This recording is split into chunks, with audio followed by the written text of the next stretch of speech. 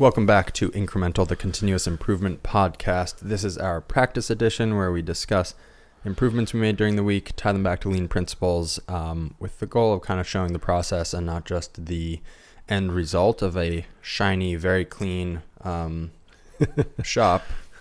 And you're confused about how they got there. So hopefully we will end up with very clean, organized, lean shops, and people know how we got there. That is the hope. Yeah. Hopefully come along for the ride. And that was a side effect of the hope. Yeah, I think just all the videos you see on the internet, you're like, how is that real? Somehow. Yeah. Anyway, got a quote for us? Yes. I am fond of thinking of a problem over and over. From Taiichi Ohno. And this just made me laugh. Yeah. I just feel like this is just like me at 2 a.m. looping on some shop issue that I can't stop thinking of. I don't think that's what he's talking about, but this is what popped into my head when I read the quote. I mean, that's funny. Yeah, I'm not sure. I think it is sort of just a dogged pursuit of something and then rethinking it from a new angle and continuing instead of just kind of doing the thing that is the first thing you think of, even if that works. So I'm re-listening to this book by Taiichi Ohno, the Toyota Production System, sort of the what is it, like the book, on the Toyota Production System. It's sort of the guy who came up with a lot of the it's stuff, like the original published document, right? Yeah, so not to say it's like the most useful or the best, but it is by him. So it's interesting to hear how they came about, how it all came about, what the process was for implementing it. And this just, kind of made me laugh because you'd kind of have to have this outlook to re-examine a lot of the stuff they did re-examine. And I think the big one was sort of push versus pull. I mean, there's a lot of big ones. I don't know. But the whole thing. Like when they started, I think a lot of it was kind of like, how do we supply all these parts in the quantity needed instead of thinking about like, mass manufacturing as it was traditionally done at the time. Yeah. I'm kind of curious. I don't know where we would find this information, but kind of curious about it seems like there was a movement happening in Japan as a whole during this time. I think the movement was economic collapse. Well, yeah. Beyond that? There was a movement in production, right? In manufacturing, I should say. Interesting. That spurred, there was a moment where the U.S. was really concerned about Japan being an economic rival, right? And because they were manufacturing, and still they're an economic powerhouse still. Yeah. But because they were so good at manufacturing and they were making so much stuff so well and so cheap comparatively. So I feel like there was a lot going on, not just Toyota. And like Toyota is a pillar and a, like, what's the word? Just a great example. Yeah.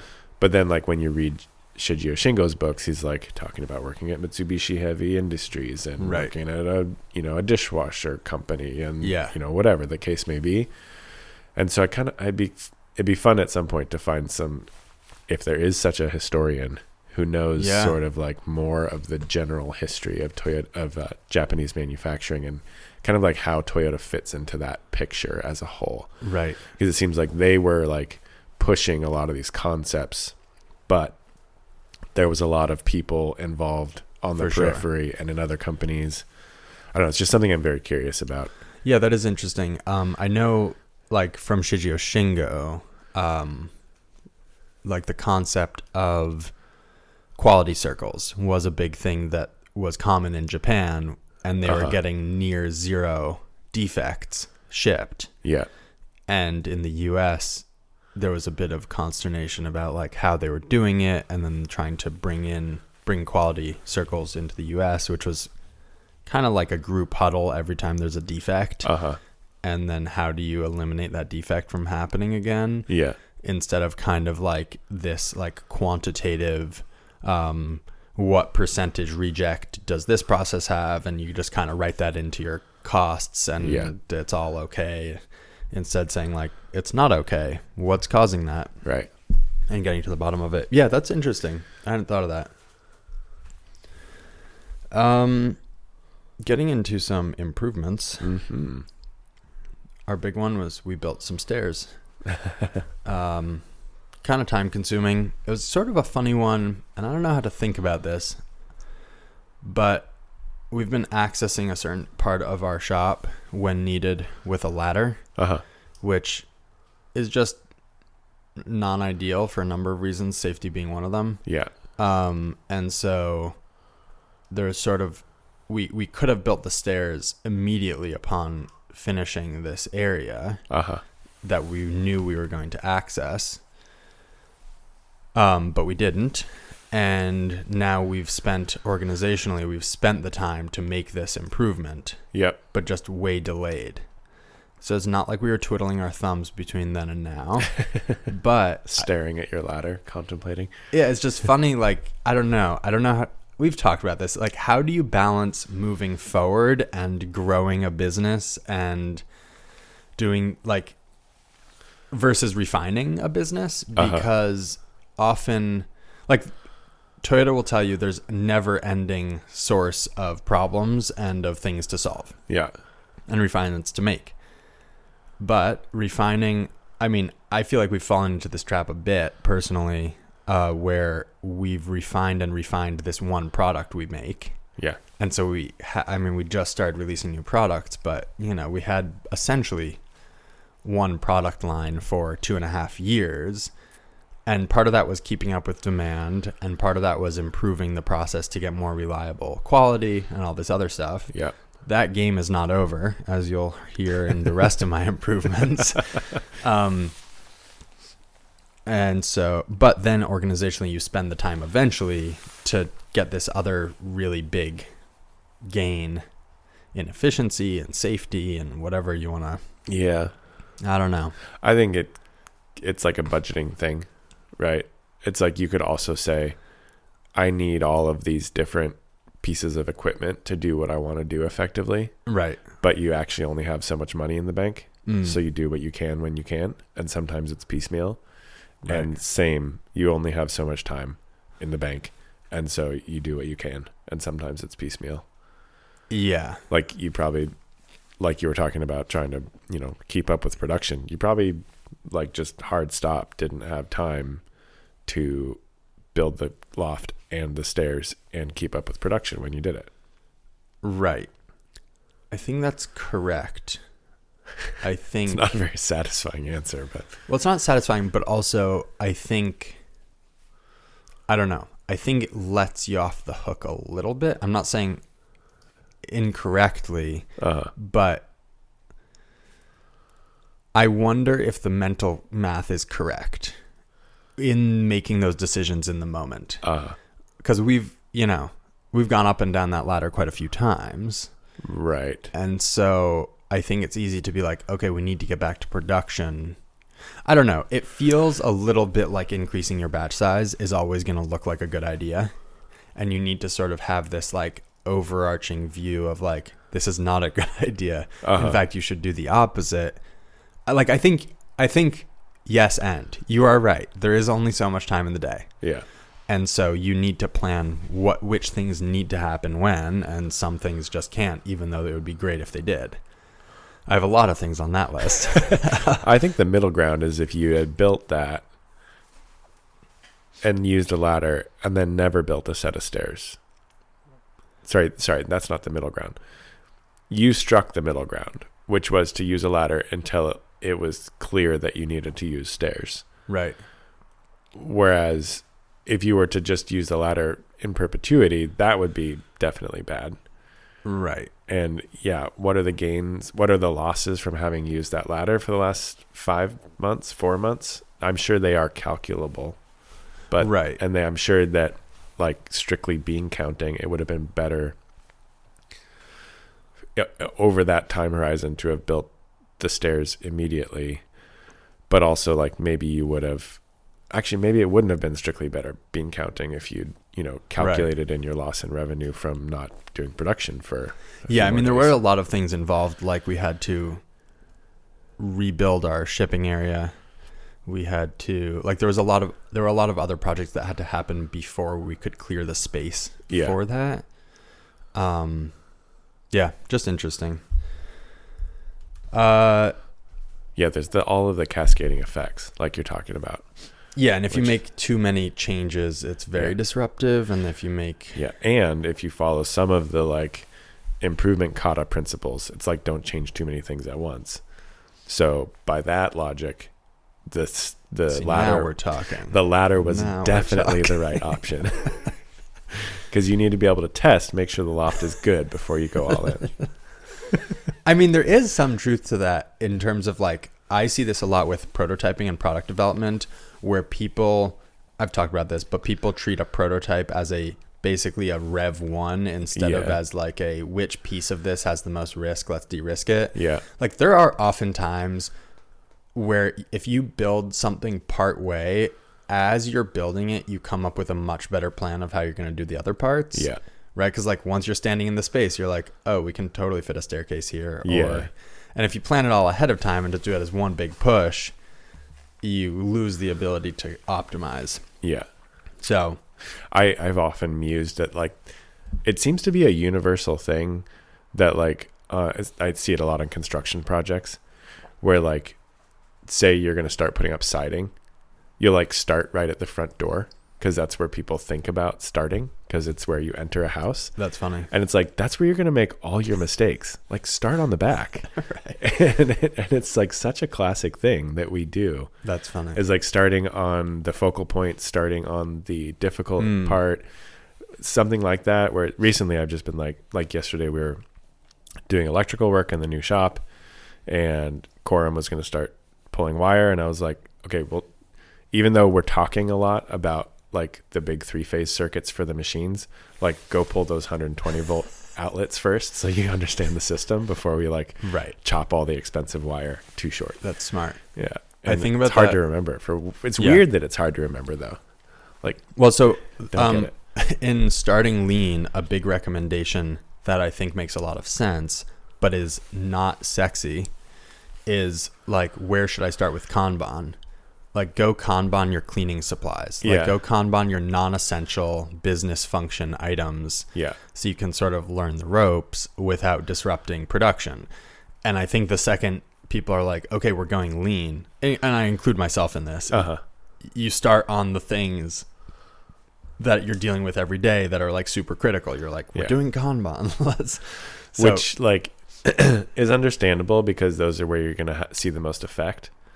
But it could be a negative effect. But it could be a negative effect, and it is important to learn on not de-risk the process. When I welded a cargo bike frame, I started welding at the back for exactly that reason, because welding thin wall tubing is a little tricky. Yeah, and I didn't have a ton of experience, and so all the if you look at the welds, they get progressively better from back to front.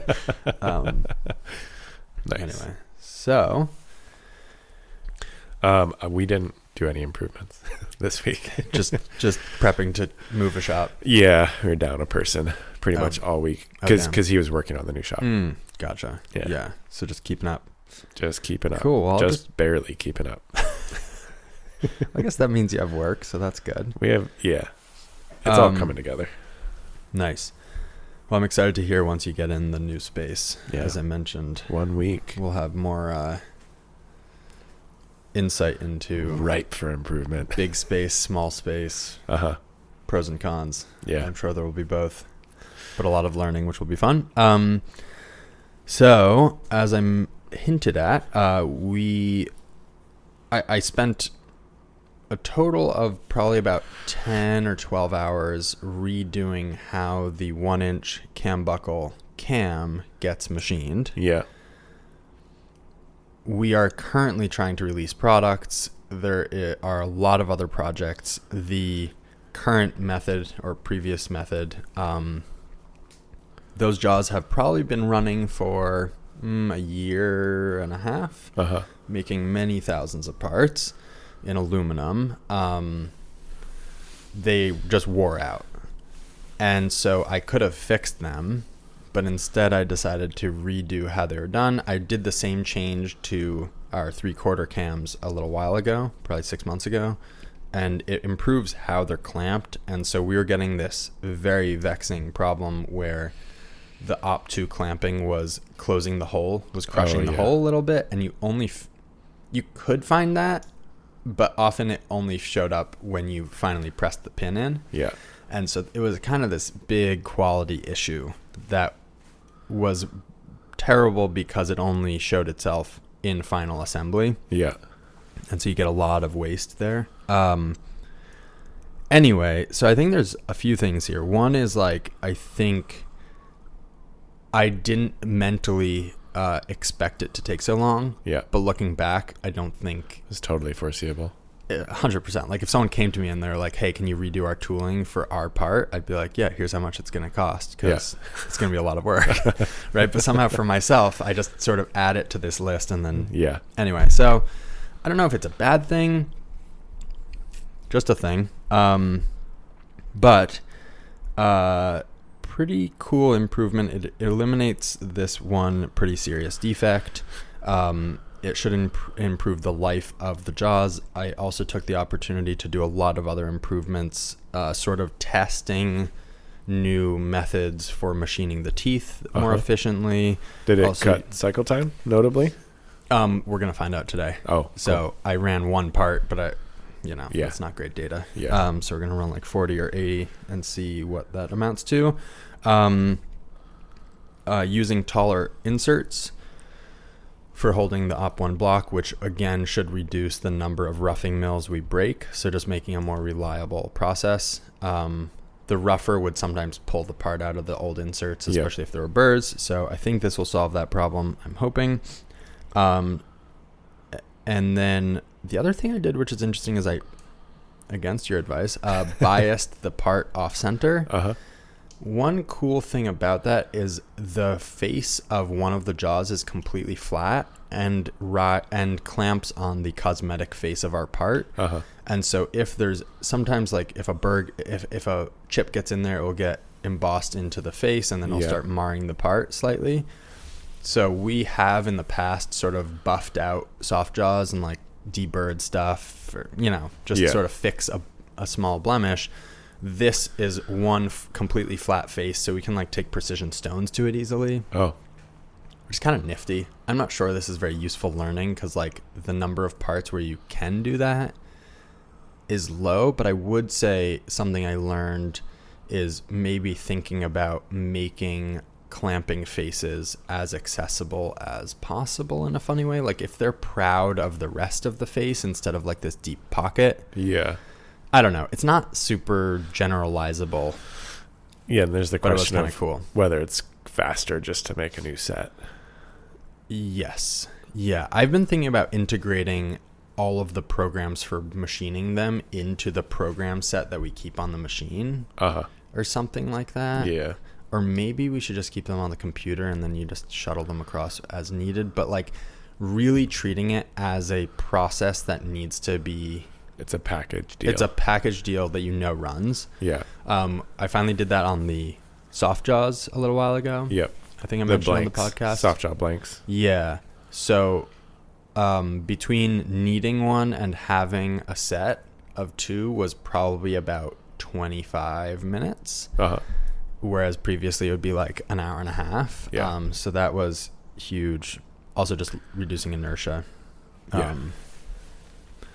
So that was nice. And then I mentioned last episode, but manual pass-through. So there were a bunch of hand edits I was doing to the code. I've been doing a lot of these. I forget if I mentioned this last week, but writing templates in different software of like even little phrases I use a lot. Like whenever a customer reaches out, I like to say, hey, thanks for reaching out, and then get into whatever. Yeah.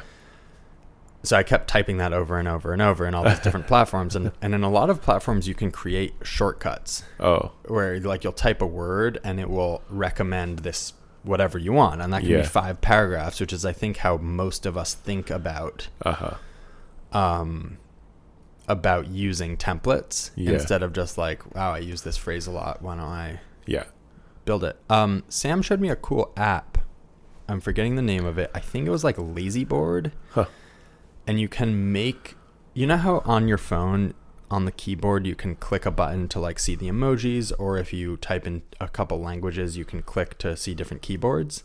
So this adds a keyboard, and you can do all sorts of things in there. So you can add phrases, you can add like whole template emails, or anything else, you know, just like. That's cool. Yeah, so you just showed it to me yesterday. I haven't downloaded it, but I kind of want to mess around with it. Yeah.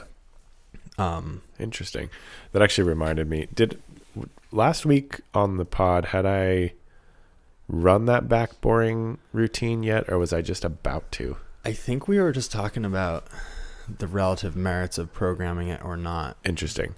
So I guess there was one little improvement, which was another post edit, was getting NC passthrough to work properly on my post with HSM Works. It wasn't posting properly. And we got that thing running and it works. That's awesome. I only broke one. Why did it break? Because why did it break? I had a height variable set incorrectly, and then I had it offset at the bottom of the hole prior to starting the spindle. Okay. So like if the spindle had been started, it probably would have been fine. Okay. It would have offset into this wall and it would have cut. Yeah. Instead it offset and just rammed and broke. Engage ramming speed. Yeah. Okay. Overall, that has been a very cool process. It is still slightly error prone, which is why I mentioned, I think last episode, about the custom drilling cycle option. Because right now I'm manually entering coordinates. Gotcha. That I'm like measuring out of CAD. So that is. There's room for error, and I caught one error without breaking a tool. But right now it's like handing this off to someone else to proof the part. I'm like, not quite. Like most parts these days I program and hand off and someone else proofs them. Yeah. That's still a scenario where I'm like, I don't trust this 100%. Interesting. I don't know if this would be useful, but I wonder if you could do a drilling cycle, an existing simple drilling cycle at every point, and then just replace that block of code with, like, it would give you your coordinates. That was my original plan. Not maybe it just seemed like more hand editing, whereas this is zero hand editing. It is. Oh, no. I think getting to a place where it's a canned cycle would be amazing. Yeah. Well, even now it's hand editing once. Got it. In the NC pass-through versus hand editing every time I post code. Oh, got it. Oh, I see. So you're just using, that makes sense. You just create it. Interesting. But it's still a manual creation, not pulled directly from CAD data. Yeah. I feel like it would be pretty fun and exciting. Maybe my next piece of reading will just be the API for the post processor. Because Fusion has a pretty good one, apparently. And I'm sure it probably just goes through all the things you can access. Yeah, and they have a good document on editing as well. Oh, yeah? Yeah. Interesting. I read portions of it, like in distress. In distress. We've all been there. Very cool. I think that's kind of it. Yeah. What? You didn't improve more things? I know. Are you even into lean, bro? Do you even lean, bro? That'd be a good t-shirt. It could be.